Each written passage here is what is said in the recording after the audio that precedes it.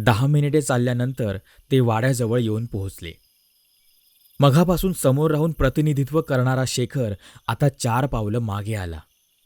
त्याच्या चेहऱ्यावर भीतीचं सावट पसरलं होतं. या 20 वर्षात तो कधीच इतक्या उशिरा रात्री बाहेर पडला नव्हता.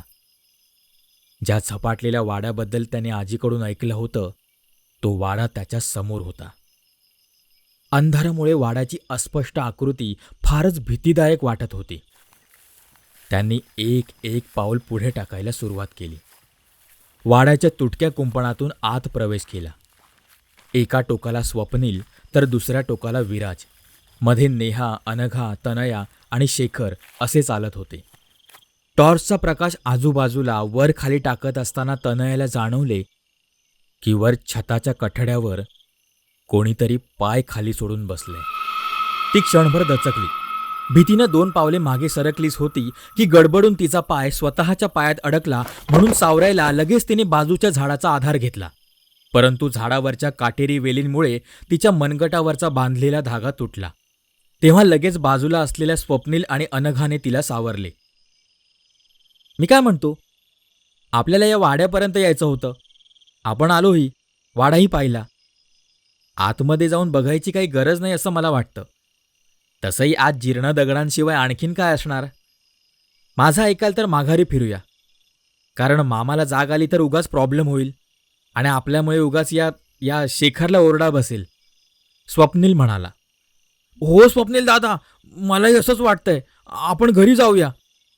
अरे वाड्याच्या इतक्या जवळ आलोच आहोत तर आज जाऊन बघूयात ना. असं म्हणत विराजने आपल्या बॅगमध्ये असलेले EMF इक्विपमेंट काढले आणि सुरू केले. EMFचे काम आसपास जर एखादी एंटिटी असेल तर तिला डिटेक्ट करायचे असते. घोस्ट हंटिंग करताना हे यंत्र महत्त्वाची भूमिका बजावते. विराजने यंत्र सुरू करताच त्यात थोडेफार रीडिंग येऊ लागले. पण याचा अर्थ प्रत्येकदा एखादी निगेटिव्ह एनर्जी असेलच असं नाही. एखादी सजीव किंवा निर्जीव वस्तूही असू शकते. जसजसे ते आत जाऊ लागले त्यात एकदा मध्येच फुल रीडिंग आले आणि बंद झाले. पण फक्त इतक्यावरूनच निष्कर्ष लावणे चुकीचे होते की वाडा झपाटलेला आहे. विराजने मीटर बंद केले. आता आत गेल्यावरच खरं काय ते कळू शकणार होतं. अंधारात चालताना सगळ्यांना पायदळी साप किंवा विंचू काटा येणार नाही ना याची भीती वाटत होती. काही अंतर चालल्यावर ते मुख्य दरवाजाजवळ आले. आपापल्या टॉर्चचा प्रकाश आसपास टाकला. सर्वत्र सुकलेला पालापाचोळा पडला होता. वाड्याची ठिकठिकाणी पडझड झाली होती. वर्षानुवर्षे इथे माणूसच काय तर एखादे जनावर सुद्धा फिरकले नसावे. विराजने दार उघडण्याचा प्रयत्न केला पण निष्फळ ठरला. स्वप्नील, अरे जरा मदत कर ना. दाराला कडी कुलूप नव्हतं, नुसतंच बंद होतं. स्वप्नीलने डोळे बंद करून एक दीर्घ श्वास सोडला आणि दाराला धक्का दिला. पण कित्येक वर्षात कोणी इथली पायरी देखील चढले नसेल, त्यामुळे दार पक्के बसले होते. 2-3 धक्के देऊन दार उघडले आणि ते आत दाखल झाले. वाडा आतून भव्य होता. आत येताच त्यांना एक प्रकारचा उग्र दर्प येऊ लागला. अरे, बरेच वर्ष हा वाडा बंद होता ना, म्हणून असा दर्प येत असावा. नेहाने एक अंदाज बांधला. प्रत्येकाकडे असलेल्या टॉर्चमुळे भरपूर प्रकाश पडला होता. त्या प्रकाशात 50 वर्षांपूर्वीचे सामान तसेच पडून असल्याचे दिसले, ज्याला वाळवी लागून ते सडले होते. भिंतीचा रंग काळा पडला होता. जागोजागी जळमटं लागली होती. संपूर्ण वाडा धुळीनं माखला होता. आतमध्ये येताच तनयाला खूप विचित्र वाटू लागलं. म्हणजे प्रचंड नकारात्मकता जाणवू लागली. ऐका ना, आपण इथून प्लीज निघून जाऊयात का? मला ही जागा काही बरोबर वाटत नाहीये. तनयासारखी जाण्याचा तगादा लावत होती. याआधी तनया कधीच अशी वागली नव्हती. याउलट हे 5ही जण अशा काही ठिकाणी जाऊन आले होते जिथे यापूर्वी कोणीही गेले नव्हते. पण आज तनया फारच अस्वस्थ वाटत होती. अगं, या वाड्याबद्दल आपण इतकं काही ऐकलंय ना, त्यामुळे तुला तसं वाटत असेल. आणि समजा असं काही असतंच तर आम्हाला सुद्धा जाणवलं नसतं का? अनघाने समजावलं. अरे, हा वाडा गेले 50 वर्षांपासून बंद आहे. इथे काहीही असू शकतं ना. साप, विंचू किंवा एखादी हिंस्र पशु, ज्याने या वाड्याला आपले निवासस्थान बनवले असेल. मध्येच स्वप्नील म्हणाला. एखादं जनावर असतं तर आतापर्यंत आपण जिवंत तरी राहिलो असतो का? अनघा टॉर्चच्या प्रकाशात स्वप्नीलकडे बघत म्हणाली. नेहा मघापासून गप्पच होती, कारण ती वाड्याच्या हद्दीत दाखल झाल्यापासून प्रत्येक कोपरानकोपरा आपल्याकडील कॅमेऱ्यात कैद करत होती. आजपर्यंत अशा बऱ्याचशा जागांवरती गेली होती, पण ही जागा त्यापेक्षा जरा वेगळी भासत होती. तिला अजूनही हवे तसे पुरावे मिळाले नव्हते. नेहाने ठरवले की वाड्याच्या प्रत्येक खोलीत जाऊन बघावे. वाडा मोठा असल्याने बराच वेळ लागणार होता. शिवाय खरी कोणाला जाग आली तर घोळ होईल असा विचार करून सगळ्यांनी तिथून बाहेर पडायचं ठरवलं, कारण जर इथं काही असतं तर अनुभव नक्कीच आला असता. पण शेवटचा प्रयत्न म्हणून विराजने पुन्हा EMF सुरू केले आणि यावेळी मात्र रीडिंग अजिबात आलं नाही. बघितलंस ना शेखर, इथे कोणाचाही आत्मा नाही, आणि असता तर मीटरने लगेच रीडिंग दिलं असतं. याआधी जे रीडिंग आलं होतं त्याचं कारण आसपास एखादी वस्तू असेल. शिवाय इथे आपण इतक्या वेळेपासून आहोत, मग काही जाणवायला तरी हवं होतं ना. जाऊ देत, आता आपण निघूयात. नेहाच्या मताशी सगळे सहमत झाले. ते त्या वाड्यातून बाहेर पडले. तनया मात्र इथे आल्यापासून तिच्या चेहऱ्यावरील हावभाव जरा बदलले होते. यापूर्वी असं कधीच झालं नव्हतं. अरे, अशा प्रकारच्या निर्जन ठिकाणी ओसाड पडलेल्या वास्तूमध्ये आल्यावर आणखीन काय होणार? तिथल्या वातावरणाचा प्रभाव तर पडणारच ना, विराज म्हणाला. 2 मिनिटे सगळं शांत असताना शेखर मध्येच हळू आवाजात बोलला, तिथे खरंच कोणी नव्हतं की तिला स्वतःचं अस्तित्व दाखवायचं नव्हतं? काय रे, काही बोललास का तू? नाही ताई, म्हणजे बराच वेळ झालाय ना, आता लगेच घरी जायला हवं. शेखर लगबगीनं पुढे चालत म्हणाला. त्यासरशी सगळ्यांनी आपल्या चालण्याचा वेग वाढवला. चालत असताना नेहाच्या लक्षात आलं की तनया सगळ्यांपेक्षा जराशी मागे आहे. तशी नेहा मागे वळली. अगं, किती हळू चालतीयस, जरा पटापट पावलं उचल की, लवकर घरी जायचंय. आणि हे काय, तुझा चेहरा असा का वाटतोय? बरं वाटत नाहीये का? पाणी हवंय का तुला? असं म्हणत तनयाचा हात धरून आपल्यासोबत घेऊन जाऊ लागली. नेहा! स्वप्नीलने अचानक नेहाला आवाज दिला. काय रे, किती मोठ्याने हाक मारली, घाबरले ना मी. अरे, तुम्ही मुली किती बोलता? आधी घरी पोहोचू, मग काय बोलायचं ते बोला ना. घरचे उठले तर प्रॉब्लेम होईल.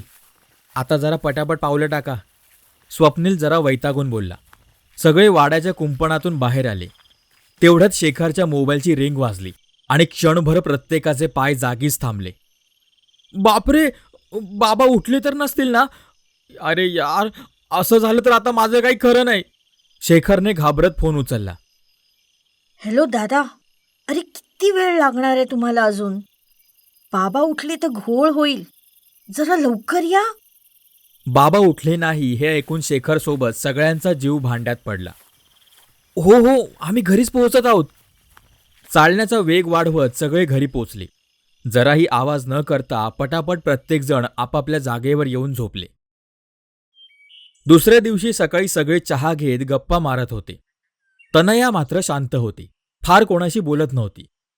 काही वेळानं स्वप्नील म्हणाला, चला ना, जरा बाहेर फेरफटका मारून येऊ. शहरात गेल्यावर अशी ताजी हवा मिळायची नाही. आत्ता? अरे, थोड्या वेळाने जाऊ ना. अनघा म्हणाली. मी चाललोय, कोणाला यायचंय का?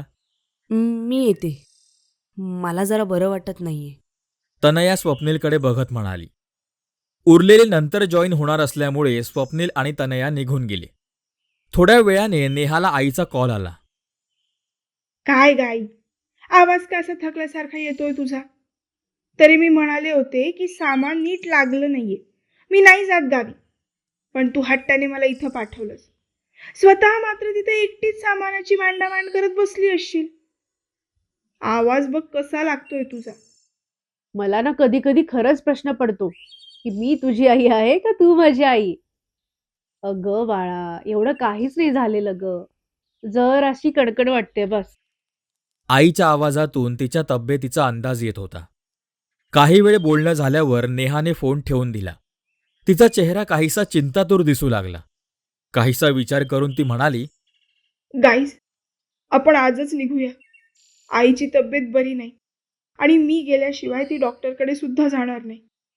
अगं पण 2 दिवसही झाले नाही तुला इथे येऊन. अजून 2 दिवस थांब ना. तसंही मुंबईला गेलीस की पुन्हा परत यायची नाहीस. मामी, अगं मलाही आवडलं असतं ग थांबायला. आणि आम्ही तसं ठरवूनही आलो होतो. पण तुला आईचा स्वभाव माहितीये ना ग. तिला कितीही त्रास झाला तरी बोलून दाखवणार नाही. आजारपण अंगावर काढेल. मामा, आजी, केतकी, शेखर सगळ्यांनी तिला अजून एक दिवस राहण्याचा आग्रह केला. पण नेहाचा निर्णय ठाम होता. थोड्या वेळाने स्वप्नील आणि तनया सुद्धा आले. स्वप्नील, विराज, अनघाला अजून 2 दिवस थांबण्याची इच्छा होती. पण त्यांचाही नाईलाज होता. तनया मात्र अस्वस्थ वाटत होती. तिलाही इथून कधी निघतोय असं झालं होतं. बरं जायचं ठरवलंच आहेस तर मी काही अडवत नाही. पण तुम्हाला जेवल्याशिवाय मी काही पाठवणार नाही. मामीने आदेश दिला. कोकणात येताना सर्वांचा उत्साह ओसंडून वाहत होता. पण तो उत्साह आता कोटच्या कोठे निघून गेला होता. नेहाला काळजी होती ती फक्त आईची. तिनं आईला आम्ही संध्याकाळपर्यंत पोहोचतो असं कळवलं होतं. शेवटी सगळ्यांचा निरोप घेऊन नेहा आणि तिचे मित्रमैत्रिणी परतीच्या मार्गाला लागले. प्रवासात प्रत्येकजण मोबाईलमध्ये डोकं खुपसून बसला होता. फार कोणाच्या गप्पा रंगल्या नाहीत. त्यातच तनयाला तिच्या वडिलांचा कॉल आला. तनया, अगं मला आणि तुझ्या आईला अर्जंटली तुझ्या काकांकडे पुण्याला जावं लागतंय. अगं त्यांना हार्ट अटॅक आलाय. ते ICU मध्ये आहेत. मी काय म्हणतो, आम्ही येईस तोवर तू तू नेहाकडे थांबशील का? आम्ही 4-5 दिवसात परत येऊ. नाहीतर एक काम कर, तू नेहाला फोन दे, मी बोलतो तिच्याशी. त्यानंतर त्यांनी नेहाला तनयाने तिच्याकडे राहण्याबाबत विचारलं. काका, हे काही विचारणं झालं का? तुम्ही अजिबात काळजी करू नका. तनया माझ्यासोबत माझ्या घरी राहील. रात्री साधारण 8:30 वाजता नेहा आणि तनया घरी पोचल्या.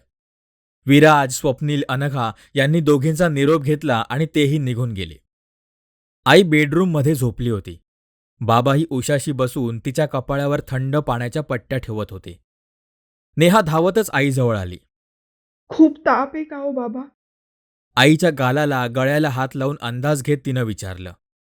अगं दुपारपर्यंत जास्त नव्हता, पण संध्याकाळी अचानक वाढला. डॉक्टर तपासून गेलेत. उद्या सकाळपर्यंत बरं वाटेल म्हणालेत. हे बोलत असताना बाबांचे लक्ष तनयाकडे गेले. तसे नेहाने ती आपल्यासोबत काही दिवस राहणार असल्याचे सांगितलं. नेहाचा आवाज ऐकताच आईने डोळे उघडले. कसं वाटतंय ग आता? मला माहित होतं तुझी तब्येत जास्त खराब असणार आणि तू मला काही सांगणार नाहीस. म्हणूनच मी ताबडतोब आले. नेहाला पाहून आईच्या चेहऱ्यावर स्मित आले. पण दुसऱ्याच क्षणाला आईची नजर तनयावर गेली आणि चेहऱ्यावरील स्मित निवळले. तनयाकडे ती विचित्र नजरेने पाहू लागली.